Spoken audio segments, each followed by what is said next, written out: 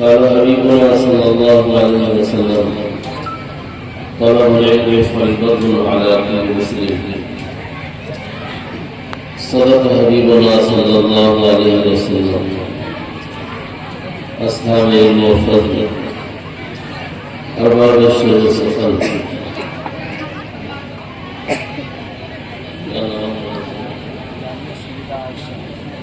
जामिया सय्यदा आयशा सिद्दीक़ा रज़ियल्लाहु ताला अन्हा के तालिबात व मुअल्लिमात मुंतज़मीन व अरबाब हलवा हाज़िरीन व नाज़रीन, रब करीम का बेपनाह शुक्र और एहसान है कि हम सबों को बुखारी शरीफ के आखिरी दर्स में हाज़िरी की सआदत मिली और हमारा शाह साहब ने माशाअल्लाह बहुत ही गुफ्तगू किया। वक्त का दामन कम था, इसलिए इख्तिसार करके उन्होंने ख़त्म कर दिया। अल्लाह ताला इमाम बुखारी की रूहानी बरक़ात में और उनके फ़यूज़ में हम सबको हिस्सा नसीब फरमाए। चंद बातें खिदमत है और मैं चाहता हूँ कि इस वक्त हाज़रीन के ज़हन की खिड़की को खोलो। अगर खुल जाए तो अल्लाह की मेहरबानी, कोशिश करिए। मैं सबसे पहले आप अल्लाह से ये कहना चाहता हूँ कि कोई बाप, कोई बेटा, कोई बेटी, कोई बीवी किसी की बने ना बने, अपना और अपनी तो बने। मुसलमानों, आप मेरा मत बनो मौला शाह। कम से कम अपना बनने में तो फायदा है। मैं कसम खा के कहूँ तो हानिस नहीं हो सकता कि जिस दिन आपने अपने आप से एग्रीमेंट कर लिया कि मैं अपना बनूंगा, तो आप वाकई बन जाइए। मुझे सदमा इस बात पर है कि मैं अपना भी नहीं, मैं अपना भी नहीं। क्या हमारे दो लाइन से कुछ मैसेज महसूस कर रहे हैं, कुछ पैगाम महसूस कर रहे हैं? मुझे सदमा इस बात पर है कि मैं कोई अपना भी नहीं। मत बनिए नौजवान, लेकिन आप जहां हैं अपना तो बनिए। अब अपने की वजाहत नहीं कर पाए, अपना कहां कहां बन सकते हैं आप खुद गौर कीजिए, और कहां कहां आपकी जात का खिलाफ मामला है उससे खुद बचिए। अपना बने, अपना मत बनिए किसी का, लेकिन अपना बने। नबी रहमत सल्लल्लाहु अलैहि वसल्लम ने अपना बनने के लिए एक सीरियस दफा लगाया है, और मर्दों को भी लगाया और औरतों को भी लगाया। इस्लाम में या तो मामूलात है या मनहियात है। मामूलात की लाइन से जो चीजें करने की है, उस लाइन से सबसे सीरियस दफा फर्ज का, और मनहियात की लाइन से सबसे सीरियस दफा इस्लाम में हराम का। अपना बनने के लिए नबी रहमत सल्लल्लाहु अलैहि वसल्लम ने मर्दों पर और औरतों पर बहुत सीरियस दफा लगाया है कि मर्दों और औरतों, मुस्लिम मर्दों और मुस्लिम औरतों, तुम्हारे लिए इंतहाई जरूरी है कि तुम पढ़ो। पढ़ना तुम पर फर्ज है। दावत और तबलीग के हवाले से अला इख्तिलाफी अक़वाल उलमा मुहद्दिसीन कहते हैं कि हर मुसलमान का जिम्मा है, लेकिन ये अहल पर फर्ज है, ना अहलों का नहीं है। बात यही है कि दाई वही होगा जो अहल होगा, ना अहल दाई नहीं होगा। दावत के लिए पहले अहलियत जरूरी है और इल्म के लिए जिहालत जरूरी है। यही वजह है कि अल्लाह ताला हर बेटा हर बेटी को जाहिल पैदा करता है, हाफिज नहीं पैदा करता, मौलाना बना के नहीं पैदा करता। और उसकी जिहालत का करिश्मा उसके वजूद के बाद ही जाहिर होने लगता है। वो क्या है, जब आपका बच्चा इतना बड़ा एक पोता हो और एक नाती और एक देश की डब्बा लेकर आइए आपके घर से, तब पोता कहेगा नो दादा पूरा डब्बा हम लेंगे, और नाती कहेगा नो पूरा हम लेंगे। अगर आपने उसको दो हिस्से में किया तो नाती इधर से पड़ गया और बेटा उधर से, दोनों चाहेगा पूरा डब्बा हमको मिलना चाहिए, उसको नहीं मिलनी चाहिए। ये जो जज्बा पैदा हुआ, ये जज्बा किसकी पैदावार है? ये जिहालत की पैदावार है। इसलिए कि वो हसद में चाहता है कि मैं ही लूं, उसको न दूं। वो मुतलक जाहिल है। हुक्म ने लिखा है कि अल्लाह ताला इंसानों को जाहिल बनाता है। जब जाहिल अल्लाह ने बनाया तो नबी ने फरमाया कि आपके ऊपर पढ़ना फर्ज है, और दाई के लिए पहले अहलियत जरूरी है, तब दावत फर्ज है। लेकिन दाई जो हमारे मुल्क में आमाल की दावत दे रहे हैं, उसके लिए करोड़ मुसलमान है, जो मुसलमानों में दरवाजे पर दस्तक दे रहा है। 2 करोड़ है। नमाज पढ़ो, नमाज पढ़ो, नमाज पढ़ो, नमाज अच्छी, ये भी हमारी जरूरत है, मजहबी काम है, हम उसकी तकलीफ नहीं करेंगे। लेकिन तालीम जिसको नबी रहमत ने फर्ज करार दिया है और एक पर सब का, उस तालीम के लिए कितने मुसलमान इस मुल्क को दस्तक दे रहे मुसलमानों के दरवाजे पर कि पढ़ो पढ़ो। दावत जो हर शहर पर फर्ज नहीं है, उसके लिए करोड़ों अफराद मिल जाएंगे मुल्क में, और तालीम जो हर फर्ज पर फर्ज है। आप मुझे बताएं कि कई हजार आदमी हैं जो आप चौकट पर जाके आपको दस्तक दे रहे हैं कि चचा बेटी को पढ़ा, चचा बेटा भी पढ़ा। ये दस्तक न देने का नतीजा है मक्के वालों से आने वाले के 96 बेटा 96 लड़का अपनी उस मां को जिसने 9 महीना पेट में रखा और 2 साल तक खून जिगर दिलाया और पैखाना पेशाब करते हाथ की नहीं बनाया, वो बेटा 96 लड़का अपनी मां अपने बाप को बिना नमाज से जना करके आज की तारीख में पसंद करता है, आज की तारीख में पसंद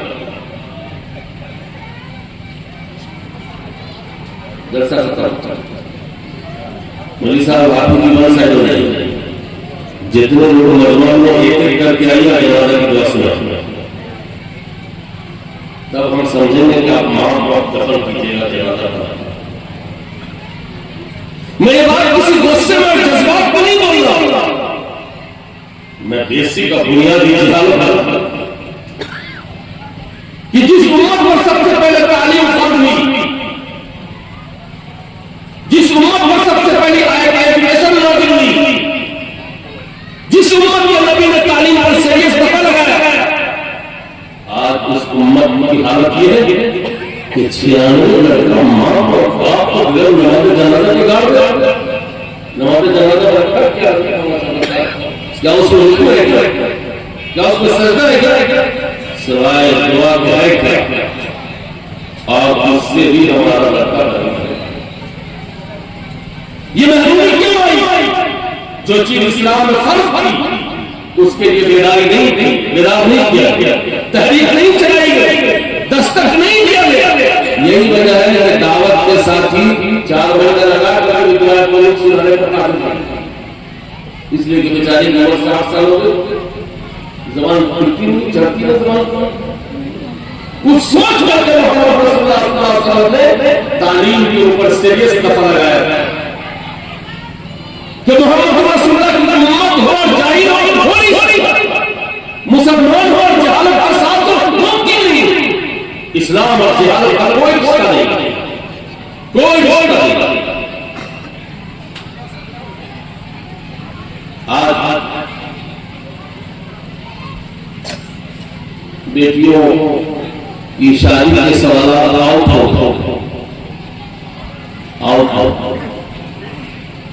पर्चा जब आउट हो जाता है तो करना आसान हो जाता है। उसके सवाल फिक्स सूरह यासीन सुनाई, बच्ची सब होशियार हो गई, याद करके आयतुल कुर्सी सुनाई, याद करके दुआ दरूद सुनाई, याद करके। अच्छा अल्लाह का शुक्र है, बच्चियां कम से कम ना अल्लाह के नाम पर, ना रसूलुल्लाह के नाम पर, कम से कम दूल्हे के नाम पर याद तो करती। दूल्हा मिलाने लगा, दूल्हा मिलाने क्या करोगे, मामूली बात है। तो दूल्हे के नाम पर कोई सब याद नहीं रखेगा। मैं बेटी वाले से कहता हूँ कि आप अपनी बेटी की इतनी तैयारी करा के रखते हैं, जिस लड़के को आप देखने जाते हैं उस लड़के से सिर्फ जनाजा की दुआ पूछ लीजिएगा, सिर्फ जनाजे की दुआ सुन लिया, कुछ नहीं पूछेगा। 96 लड़के को आज की तारीख में नहीं दी, खुदकुशी का जुर्माना। ये एक पॉइंट मैंने आपको बताया। इसी तरीके से बेसिक तालीम का अंदाजा लगाइए, बुनियादी तालीम कि हम कहां खड़े हैं, हम कहां खड़े।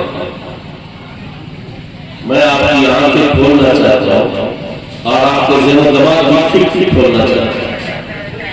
इस फरीज़े तालीम पर अगर 2 करोड़ मुसलमान खड़ा हो जाएंगे तो क्या कोई जायज है? आज इस फरीज़े को अपने कंधे पर लेकर के आपकी चौखट पर तबाह करने वाला अगर कोई है, यही है। अगर ये भी मेहनत छोड़ दे तो जितनी 50 भैंस नहीं बनी करेगी उससे ज्यादा ये कौम बन। इनको फर्ज पर टेम्परेचर मालूम है, इसीलिए आप सब कुछ सुन करके, आप सब कुछ बर्बाद करके ये आपकी नस्लों पर नहीं, आपके मुस्तकबिल पर लेना है। बदकिस्मती से हमने घर मकान दुकान को अपना मुस्तकबिल समझ लिया है, अपने समझ की इस्लाह की जरूरत है।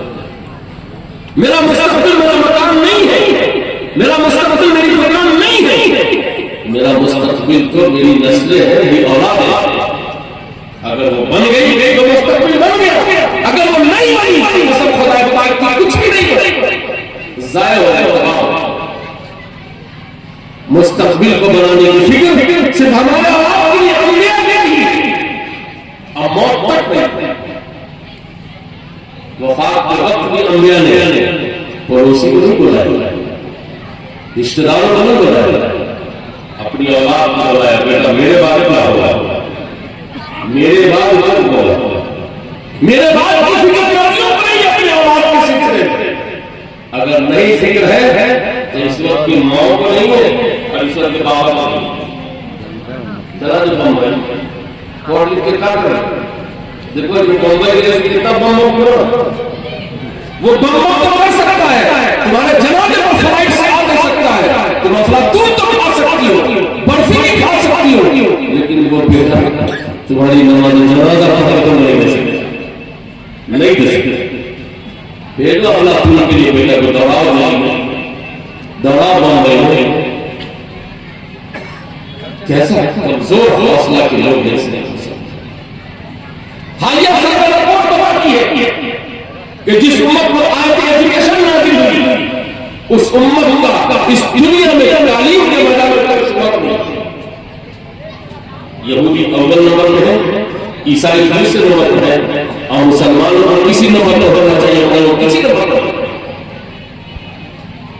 क्या ये हमारे सोचने की बात नहीं, समझने की बात नहीं?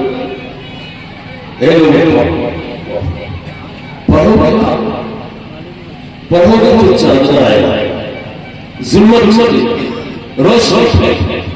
नबी रहमत सल्लल्लाहु अलैहि वसल्लम ने इरशाद फरमाया कि असहाबे इल्म तारीकियों का चिराग, क्या फरमाया, तारीकियों का चिराग, मसाबीह दुजा फरमाया कि तारीकियों का चिराग, कोई कमरा बंद और अंधेरा और उसको मालूम हो कि चार पांच सांप और ब्लेड और कील और बिच्छू और रोशनी बिल्कुल नहीं, और आपको उस कमरे में जाना भी है और उस फितने से निपटना भी है, तो सबसे पहले क्या करना होगा? लाठी लग जाएगा, बंदूक लग जाएगा? नहीं, सबसे पहले जो आपकी मेमोरी आपको तहरीर करेगी कि लैंप ले आओ, टॉर्च ले आओ। क्यों टॉर्च बनवाएंगे? सिर्फ इसलिए कि रोशनी से उसको मारा नहीं जा सकता, रोशनी से उसको भगाया नहीं जा सकता, लेकिन फितरों की पोजीशन को नापा जा सकता। सांप का फितना है तो कितना बड़ा है, कितना डेंजर है, कील है तो कैसी है, ब्लेड है तो किस तरह नंगा है, और बिच्छू है तो कितना डेंजर है। जब आप इस पोजीशन को बताइए तो उस फितरे से निपटने के लिए वैसी तैयारी करने में जाएंगे, वैसी तैयारी करने में जाएंगे। ये पूरा आलम एक मकान है, या पूरा भारत एक घर मानिए, कई जेतों से तारीखियों में मुब्तला है। इन तारीखियों में फितरों की पोजीशन तैयार करने के लिए इल्म जरूरी है। अगर इल्म नहीं होगा तो आप शकील बिन हनीफ को नहीं समझ सकेंगे, आप कादियानी को नहीं समझ सकेंगे, अल्लाह और गैरुल्लाह में तमीज नहीं कर सकेंगे, हलाल और हराम में तमीज नहीं कर सकेंगे। इल्म रोशनी फैलाता है और फितरों की पोजीशन को तैयार करता है। इसीलिए नबी रहमत सल्लल्लाहु अलैहि वसल्लम ने अपनी उम्मत पर इल्म को फर्ज ये क्रॉस कर दिया। यकीनन एक चिट्ठी भूल गई होगी, दूसरी खिली। आखिर मौलाना ने रिश्वत वसूल करके लड़कियों का मदरसा खोलने के पीछे क्यों पड़े हुए हैं? सवाल, लड़कियों का इतना मदरसा तो आज से 20 साल पहले नहीं, बल्कि आज के दौर में ये मौलाना लोग लड़कियों का मदरसा क्यों खोल रहे हैं? उसके 3 असबाब। नंबर 1, इल्म जिस तरह लड़कों पर फर्ज है, लड़कियों पर भी फर्ज है, उसको भी पढ़ना है। अहद नबूवत में सुरसा की तरह तो यकीनन लड़कियों का मदरसा नबी रहमत ने नहीं कायम किया, लेकिन हफ्ता में एक दिन उनकी तालीम के लिए अपने घर को मुख्तस किया। बहुत दूर तक लड़कियों का मदरसा नहीं मिला, लेकिन हज़रत थानवी रहमतुल्लाह अलैह ने लड़की का मदरसा भी कायम किया और निज़ाम तालीम भी और तरीक़े तालीम भी। माना साहब थानवी रहमतुल्लाह अलबत्ता हॉस्टल और दारुल इक़ामा से हमारे तमाम अकाबिर ने एहतियात किया,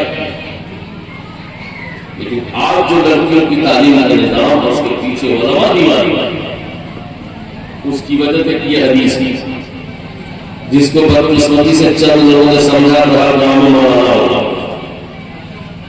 और औरतों को छांट दिया कि शायद औरत पर फर्ज नहीं था, हालांकि औरत पर भी दीन का इल्म फर्ज है। तो एक तो ये हदीस मुहर्रिफ है, दूसरे ये कि दुनिया में इस वक्त जमाना मकान के इख्तिलाफ के साथ आधी आबादी औरत की, आधी आबादी, लेकिन नेचर कहता है, फितरत कहती है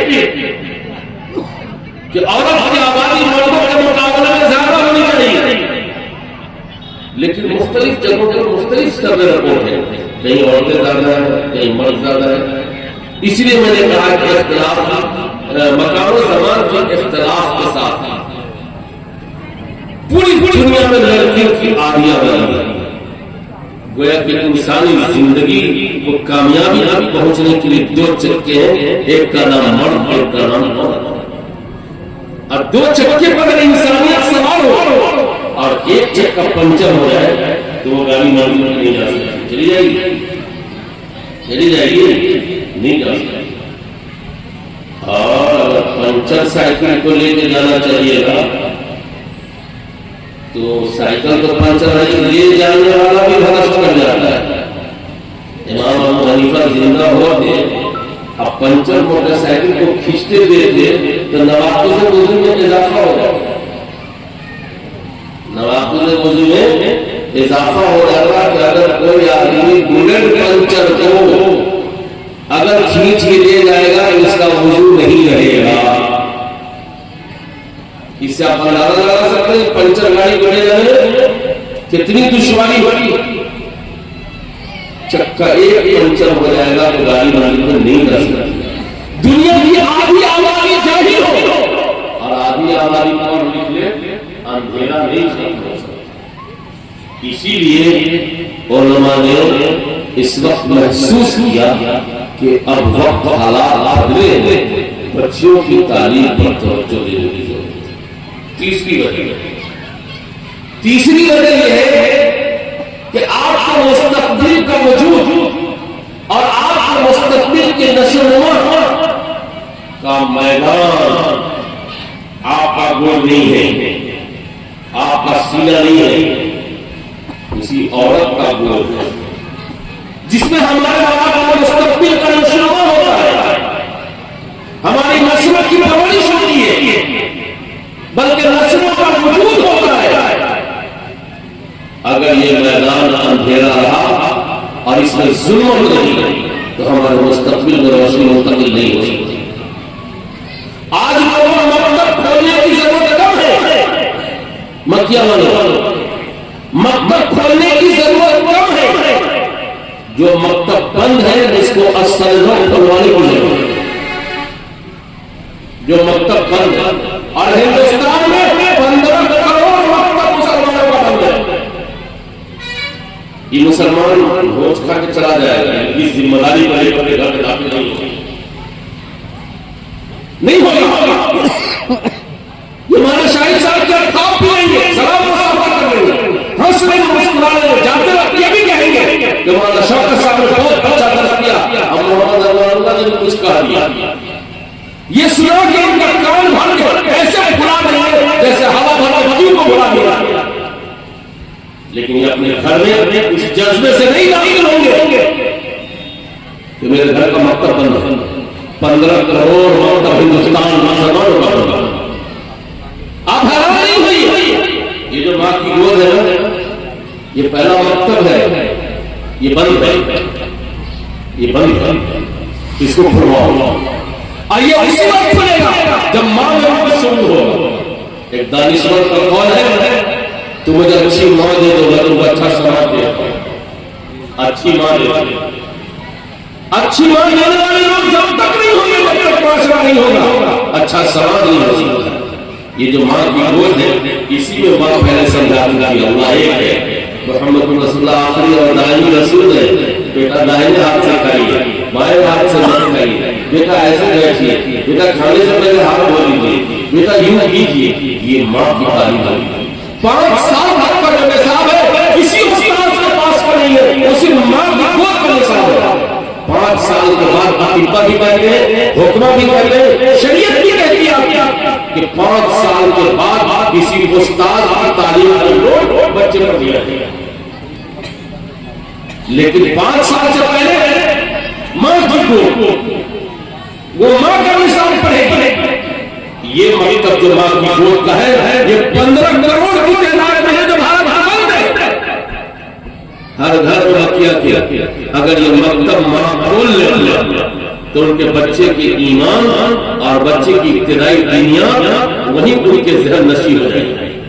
वही ये 3 बुनियादी वजह है जिसकी वजह से हमारे उलमा और हमारे जवान नौजवान बच्चों की तालीम पर मुतवज्जह है। खुदा करे कि हिजरत व हुर्मत और तहफ़्फ़ुज़ात की पूरी रियायत के साथ इस काम को अंजाम देने की तौफीक अता फरमाए। आखिरी बात, इंजन नया हो गया, पायलट भी नया है, अच्छी बात है। इंजन नया हो गया और पायलट भी, जैसे मौलाना शाहिद साहब पायलट है बिल्कुल नहीं। इनका सब कुछ फ्रेश है, पेपरा बुदा कर इंजीनियर, सर्दी गर्मी सब झेलने की सलाहियत, एकदम नौजवान तन से इंजन नया हो, पायलट भी नया हो, बड़ी अच्छी बात। लेकिन इन दोनों को गार्ड से और सिग्नल से सबसे नजर नहीं करना होगा। अगर गार्ड से और सिग्नल से सबसे नजर करेंगे तो एक्सीडेंट के बगैर नहीं रहेंगे, नहीं रहेंगे। एक सफा देवबंद का सुना के बादशाह होता है, हजरत मौलाना कासिम नानवी रहमतुल्लाह अलैह के फर्जंद हजरत हाफिज अहमद साहब रहमतुल्लाह और कारी मोहम्मद तैयब साहब रहमतुल्लाह अलैह के अब्बा मौलाना सुफियान साहब के दादा और मौलाना शकीर के परदादा हाफिज अहमद साहब दानुल मोहतरम और मौलाना महमूद हसन साहब शेखुल हिंद रहमतुल्लाह अलैह उस वक्त दारुल में मुदर्रिस थे। मोहतरम साहब गए हैदराबाद, निजाम हैदराबाद में बड़ा इस्तेमाल और निजाम हैदराबाद में दारुल के फजला के बारे में जबरदस्त तासुर पेश किए। दो लफ्ज मैं बताता हूँ, कामराजू साहब और दारुल से है, आपकी जो फजला है वो शरीयत शराफत के अमीन है। क्या कहा? शरीयत शराफत के, अगर ये जुमला भी याद रखेगा ना तो खुशी होगी, अगर शौक जिंदा होगा तो शरीयत शराफत के अमीर निजाम हैदराबाद में ऑफर किया कि मैं इस बुनियाद पर चाहता हूं कि दादा का पूरा खर्चा भी संभालूं, पूरा खर्चा भी मैं दे और दादा से जितने फायदे निकले उनको मुलाजमत भी दे। तो मोहतरम से दुनिया का कहीं का थोड़ा फर्क के साथ कदर मुश्किल, थोड़े फर्क के साथ एक है मोहतरम चाहे कहीं का होगा, आसमान कहाँ नहीं है, बस इसी मंतिक से सब मोहतरम को समझिए, लेकिन फर्क के साथ। हाफिज अहमद साहब के मुंह में जो शरबत आया, पानी आया, क्या आया, मचलते आए, लेकिन उनका कमाल यह है कि उन्होंने निजाम हैदराबाद से वादा नहीं। क्या कहा? ये निजाम हैदराबाद साहब कानून देवबंद में हमारे बड़े हैं और ये नया ऑफर आपने दिया, मैं अपने बड़े से जब तक मशवरा नहीं करूंगा आपसे कोई वादा नहीं। लेकिन अंदर से आए बड़ी लंबी तबीयत देवबंद पहुंचे और हजरत शेखुल हिंद के सामने मत पूछिए, इतना खूबसूरत सूरत फातिहा पढ़ा उन्होंने कि हम क्या बता। उनका मंशा ये था कि शेखुल हिंद मंजूर थे। हजरत शेखुल हिंद ने फरमाया दुनिया ऐसा तो नहीं कि मैं निजाम हैदराबाद से वादा कर लिया है, नहीं वादा नहीं किया है, जब तक आपसे मशवरा नहीं होगा हम कोई वादा नहीं करेंगे। लेकिन निजाम हैदराबाद ने जो ऑफर दिया है इसमें कोई बुराई नहीं। मोदी साहब सोचे कि हमारी छुट्टी हो जाएगी, रात मिल जाएगी, चंदा चुनरी कोई आसान बात है। अल्लाह अल्लाह अल्लाह, सबसे भारी काम इस वक्त है तो आपके सामने हाथ फैलाना, और उससे भारी काम पूरा काम आपका वापस कर, खाली वापस कर, बहुत भारी। तो हजरत शेखुल हिंद ने फरमाया कि देखो मियां अहमद, मैं तुम्हारा बड़ा हूं और मेरे बड़े हजरत मौलाना रशीद अहमद गंगोई रहमतुल्लाह अलैह, ये सारा मामला लेकर उनकी अदालत में पहुंचा।